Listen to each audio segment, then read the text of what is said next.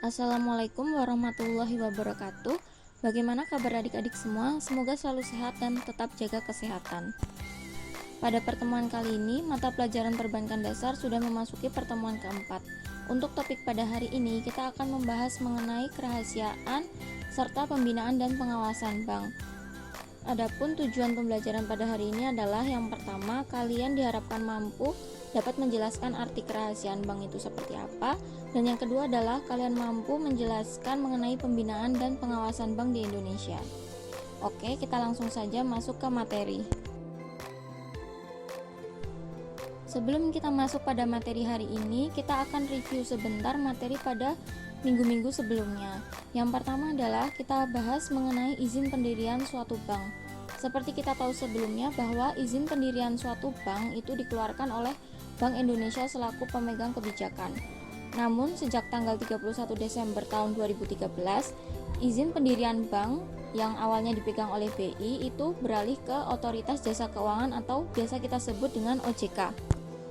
Mungkin dari kalian bertanya-tanya apa sih yang dimaksud dengan OJK itu? Kita akan bahas singkat saja mengenai apa sih OJK itu.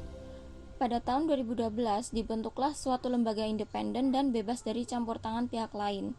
Lembaga tersebut mempunyai fungsi, tugas, dan wewenang pengaturan, pengawasan, pemeriksaan, dan penyidikan di sektor jasa keuangan.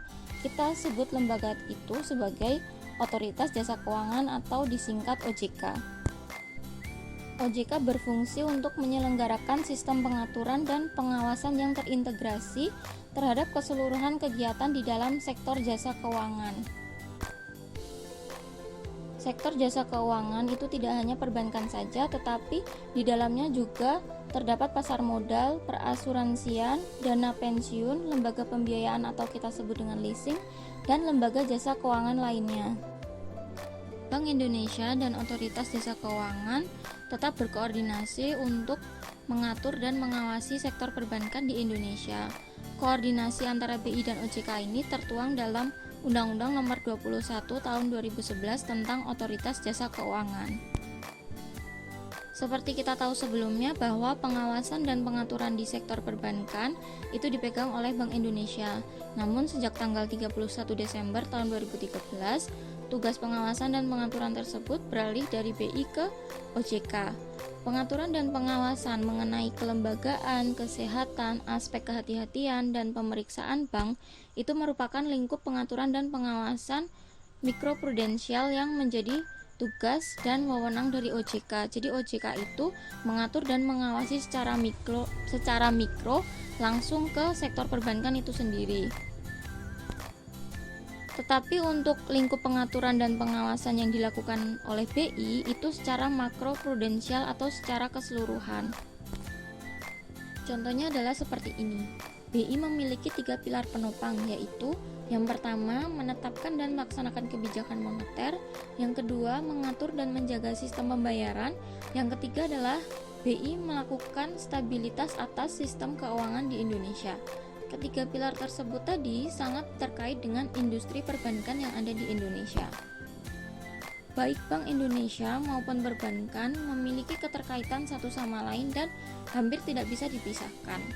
Secara tidak langsung, BI mengendalikan perekonomian melalui perbankan secara makro itu tadi, melalui peraturan yang dikeluarkan oleh Bank Indonesia serta Undang-Undang Perbankan. Untuk memperoleh izin usaha bank, persyaratan yang wajib dipenuhi itu terdapat di dalam Undang-Undang Nomor 10 Tahun 1998. Di dalam undang-undang tersebut disebutkan bahwa persyaratan yang harus dipenuhi sekurang-kurangnya adalah yang pertama, susunan organisasi dan kepengurusannya, yang kedua adalah permodalan, yang ketiga adalah kepemilikan, yang keempat adalah keahlian di bidang perbankan, dan yang terakhir adalah kelayakan rencana kerja. Oke, selanjutnya kita masuk ke syarat pendirian bank. Yang pertama, syarat untuk mendirikan bank umum yang berbasis konvensional adalah meminta izin atau mengajukan izin usaha ke OJK, dan modal minimal yang harus dipenuhi adalah sebesar 3 triliun. Yang kedua, untuk bank umum berbasis syariah itu sama, meminta izin usaha kepada OJK tetapi modal minimal yang harus dipenuhi adalah 1 triliun. Lalu yang terakhir untuk Bank Perkreditan Rakyat atau BPR, sama juga dia meminta izin usaha kepada OJK, tetapi di sini ada terdapat beberapa zona untuk terkait modalnya. Zona pertama itu sebesar 14 miliar, zona kedua 8 miliar, zona ketiga sebesar 6 miliar, zona keempat adalah 4 miliar. Untuk klasifikasi zona kalian bisa baca di modul ya.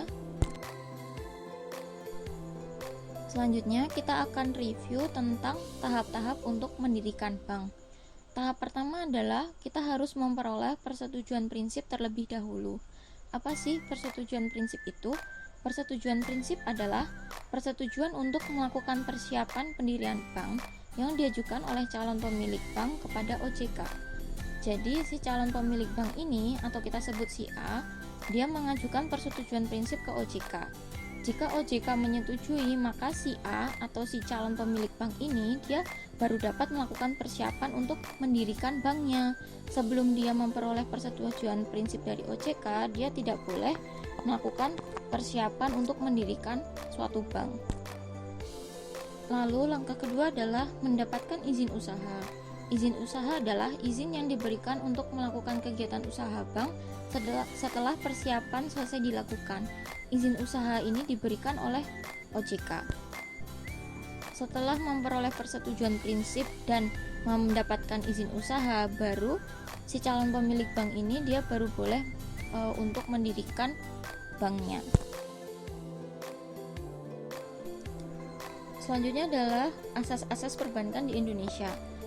Terdapat 4 asas perbankan di Indonesia, yaitu yang pertama asas demokrasi ekonomi, yang kedua asas kepercayaan, yang ketiga asas kerahasiaan, dan yang keempat adalah asas kehati-hatian. Selanjutnya adalah bentuk badan hukum suatu bank. Persyaratan untuk memperoleh izin biasanya itu diikuti oleh berbagai persyaratan, dan salah satu syaratnya adalah si calon pemilik harus menentukan bentuk badan hukum bank yang akan didirikannya. Sesuai Undang-Undang Nomor 10 Tahun 1998, bentuk badan hukum bank umum maupun BPR itu dapat berupa salah satu dari alternatif sebagai berikut. Kalau bank umum itu alternatifnya adalah bisa berupa perseroan terbatas atau PT, koperasi maupun perseroan daerah. Hal itu juga sama, juga berlaku terhadap BPR, bisa berupa perseroan terbatas, koperasi maupun perseroan daerah. Untuk sekarang memang banyak bank yang dia memilih bentuk badan hukum perseroan terbatas. Misal yang awalnya dia bentuk badan hukum koperasi, sekarang beralih ke perseroan terbatas. Contohnya adalah Bank Bukopin. Dia awalnya adalah bentuk badan hukumnya koperasi, tetapi sekarang beralih ke perseroan terbatas. Contoh lainnya lagi adalah Bank BPD. Awalnya Bank BPD itu bentuk badan hukumnya adalah perseroan daerah, tapi sekarang beralih ke perseroan terbatas atau PT. Kita akan masuk pada materi hari ini, yaitu tentang kerahasiaan bank. Kegiatan utama dunia perbankan adalah mengelola uang masyarakat. Oleh karena itu, bank wajib menjaga kepercayaan yang diberikan masyarakat kepadanya. Bank wajib menjamin keamanan uang tersebut supaya benar-benar aman. Untuk menjaga keamanan uang nasabah, maka pihak perbankan tidak boleh memberikan informasi ataupun keterangan terkait tentang keadaan keuangan dari nasabahnya. Jadi, rahasia bank adalah segala sesuatu yang berhubungan dengan keterangan ataupun informasi mengenai nasabah bank dan simpanannya. Terdapat 2 teori tentang rahasia bank. Yang pertama adalah teori mutlak dan yang kedua adalah teori relatif. Kita akan bahas terlebih dahulu tentang teori mutlak. Di dalam teori mutlak, semua keterangan ataupun informasi terkait nasabah itu wajib dirahasiakan tanpa pengecualian dan pembatasan. Jadi yang tahu terkait informasi dan keterangan dari nasabah itu hanya nasabah dan bank saja. Tidak boleh ada pihak lain yang mengetahui tentang informasi tersebut. Teori mutlak ini banyak dianut bank-bank di negara Swiss. Lalu yang kedua adalah teori relatif. Di dalam teori relatif ini, semua keterangan ataupun informasi dari nasabah itu wajib dirahasiakan, tetapi apabila ada alasan yang itu dibenarkan oleh hukum dan sesuai dengan yang ada di undang-undang, maka rahasia keuangan nasabah boleh diungkapkan. Teori ini banyak dianut oleh bank-bank yang ada di negara Amerika, Belanda, Malaysia, Singapura, dan bahkan Indonesia juga menganut teori relatif ini. Menyambung dari teori relatif tadi bahwa semua keterangan maupun informasi yang berkaitan dengan nasabah itu wajib dirahasiakan, tetapi apabila ada alasan dan ketentuan-ketentuan yang itu dibenarkan oleh hukum dan undang-undang, maka rahasia keuangan nasabah boleh diungkapkan. Di layar sudah terdapat beberapa ketentuan dan alasan di mana rahasia perbankan itu tidak berlaku. Untuk poin pertama, kedua, dan ketiga itu harus memperoleh perintah atau izin tertulis dari pimpinan OJK terlebih dahulu. Selain poin 1, 2, dan 3 itu tidak memerlukan perintah atau izin tertulis dari pimpinan OJK. Selanjutnya adalah pengaturan dan pengawasan bank. Adapun tujuan dari pengaturan dan pengawasan bank adalah untuk mengoptimalkan fungsi perbankan di Indonesia agar tercipta sistem perbankan yang sehat secara menyeluruh dan mampu memelihara kepentingan masyarakat dengan baik, berkembang secara wajar, dan bermanfaat bagi perekonomian nasional. Terdapat beberapa kewenangan dalam pengaturan dan pengawasan bank oleh OJK. Yang pertama adalah kewenangan memberikan izin. Nah, di dalam kewenangan ini, OJK bisa memberikan izin maupun untuk mencabut izin usaha suatu bank. Lalu yang kedua adalah kewenangan untuk mengatur. Di sini dibuktikan dengan beberapa peraturan OJK yang itu berkaitan dengan aspek usaha dan kegiatan perbankan. Yang kewenangan ketiga adalah kewenangan untuk mengawasi. Di sini terdapat dua pengawasan, yaitu pengawasan bank secara langsung ataupun yang kedua pengawasan tidak langsung. Pengawasan bank secara langsung itu bisa pemeriksaan umum dan pemeriksaan khusus. Untuk tujuannya adalah mendapatkan gambaran keadaan keuangan bank dan untuk memantau apakah bank itu patuh terhadap peraturan yang berlaku. Lalu pengawasan yang tidak langsung itu bisa melalui laporan berkala yang disampaikan oleh bank. Kewenangan yang keempat adalah kewenangan untuk memberlakukan sanksi kepada bank yang tidak memenuhi ketentuan. Dan kewenangan yang terakhir adalah kewenangan untuk melakukan penyidikan. Di dalam melakukan penyidikan ini, OJK bisa bekerja sama dengan Kepolisian Negara Republik Indonesia untuk melakukan penyidikan terhadap perbankan. Dan yang terakhir adalah kita akan membahas terkait sanksi pelanggaran kerahasiaan bank. Ketentuan pidana berkaitan dengan rahasia bank itu diatur dalam pasal 47.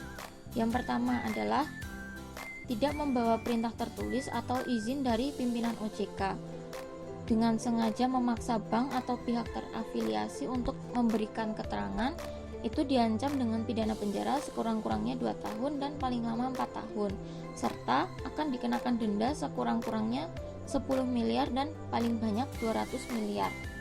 Lalu kondisi yang kedua adalah anggota Dewan Komisaris, direksi, pegawai bank, ataupun pihak terafiliasi lainnya yang dengan sengaja memberikan keterangan yang sebenarnya keterangan itu tuh wajib dirahasiakan, maka diancam dengan pidana penjara sekurang-kurangnya 2 tahun dan paling lama 4 tahun, serta denda sekurang-kurangnya 4 miliar dan paling banyak 8 miliar.